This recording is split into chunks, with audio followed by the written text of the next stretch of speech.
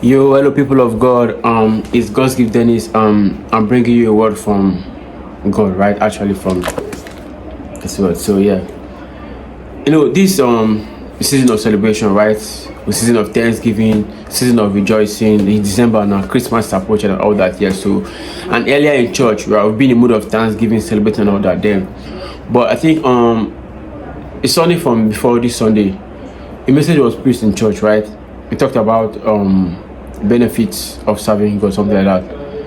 And a scripture was being opened, which was before Malachi chapter 3, right? And let me read that for you. Malachi chapter 3 from verse 13 down, it says, "Your words have been stout against me, said the Lord. Yet ye say, what have we spoken so much against thee? Ye have said, it is vain to serve God. And what profit is it that we have kept his ordinance, and that we have walked manfully before the Lord of hosts?" Okay, this is God speaking, right? He's saying, your words have been stout against me, meaning your words have been harsh towards me. I mean, you have spoken maybe evil against God. And most times, we might not say it physically or verbally with our mouth, right?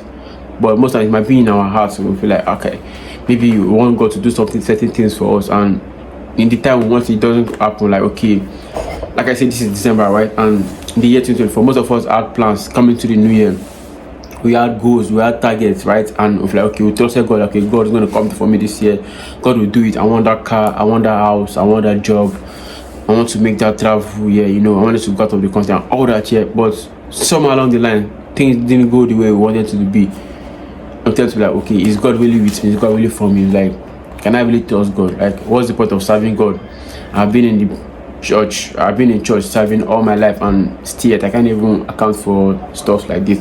I can't adjust a job, I can't even get a job, I'm serving God. What's the point? They say, okay, your words have been started against me, said the Lord. Yet, yes, say, what have you spoken so much against? Now you are saying, okay, God is saying our words towards him are very strong and harsh, like, and now we are saying, what do we say? Sometimes it might not be okay being our words, by our actions, right? Maybe we are being called to do certain things towards God, like maybe in church or towards ministry, gospel, that we become reluctant, we act litigious and stuff like that, because okay, if like things of God, I've been serving God all my life, this one I beg, make I just do my own, all this kind of thing. But yeah, God is saying, verse 14 says, "Ye have said, it is vain to serve God.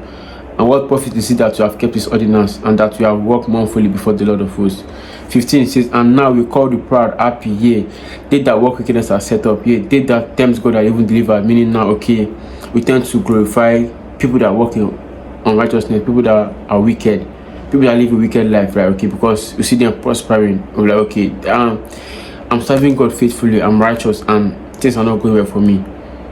Then what's the need? And this man is not even working with God, not even serving God, and he's being blessed like this. Like, remember, but once you remember, it's like, blessings of the Lord make rich and added no sorrow first. And again, Bible tells us that we are not to compare ourselves with unbelievers, because our lives are different, right? Our cases are different.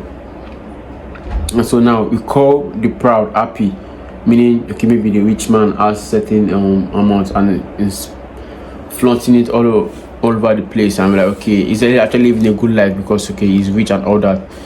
Then you are calling him happy because he's proud. This is what God is saying in his word, right? And that's actually a sad place to be. And now then they that feared the Lord spoke to one another, and the Lord hearkened and heard it, and the book of remembrance was written before him for them that feared the Lord and that thought upon his name. Meaning, okay, everybody cannot be bad, right? So there will still be righteous ones in the land. That's why there's something called remnants, right? No matter how bad, how great the fallen away is, God still has people that he has chosen. There are still people that their heart are set towards God, their hearts are like focused towards God, right? These are God's people, no matter what. Okay, people will still be faithful, though it might be hard, right? Circumstances may come at them, life may come at them, but there are still faithful people on it, and that's a way for God, right? Okay, so, and say a book of remembrance has been opened unto them. Why am I emphasizing on this place? Because, okay, it says something, though we are not serving God because of benefits, right? But there's benefits in serving God, right? We don't serve God because of his blessings. We serve God because he is God, right? We worship him because he is God. but there are blessings, there are rewards. Even though the reason for we worshiping him is not because of the rewards, it's because of who he is, because he deserves worship. He's a God, right? And God demands worship. Now, even down to false gods, they demand worship. Worship is their food, right? Sacrifice and all that, it's a worship. Sacrifice and worship, that's still worship. But and now this is the true God, right? The living God. And we have seen it with our eyes, we have felt it, we know, okay, this is the true God, right? I can give him that worship. Worship him because of who he is. But one thing about God is, like said, a book of members were being opened when the people who love God spoke to one another. I mean, God doesn't forget. God doesn't waste our pain. You understand that? So the time may be long. We might have to wait longer than others, right? But the thing is that God is forever faithful. The Bible says, faithful is he who has called, he will also do it. Like, he never go back to us. He watch over, he goes to perform it. Meaning, whatever thing that God has spoken for over our lives, whatever promises that God has given unto us, it's going to happen. It might not happen in the time when we want it, but if we trust God, and the times where we have been waiting, that our faith is being tested, right? There's the person we are becoming. So I want you to keep that in mind. So we don't serve God because of his benefit, but there's benefit in serving God. Right, okay, so and that's why he said, okay, a book of members were being opened for them. And they shall be, 17 says, and they shall be mine, said the Lord of hosts. And in that day when I make my jewels, and I will spare them as a man spared his own son that serveth him.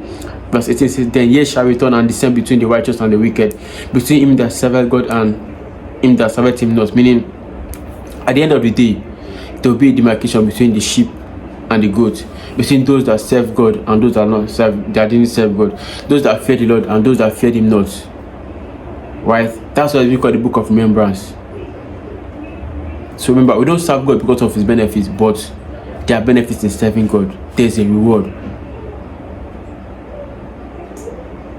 Always bless somebody. Peace.